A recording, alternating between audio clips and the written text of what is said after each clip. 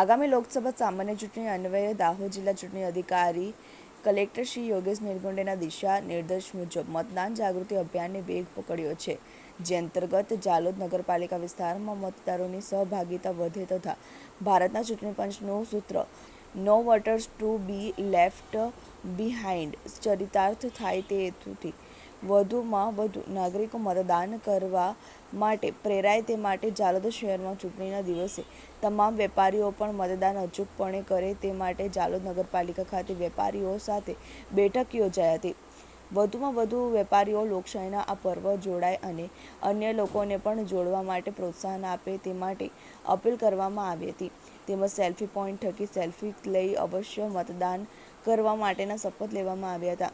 આ ઉપરાંત કોનેલી ગામની આંગણવાડી ખાતે જિલ્લા પ્રોગ્રામ ઓફિસર સુશ્રી ઈરા ચૌહાણની ઉપસ્થિતિમાં કિશોરીઓ તેમજ મહિલાઓ દ્વારા માટીની માટલીઓ ઉપર મતદાન માટેના સંદેશા લખીને મતદાન જાગૃતિ માટેના ગરબા કરવામાં આવ્યા હતા।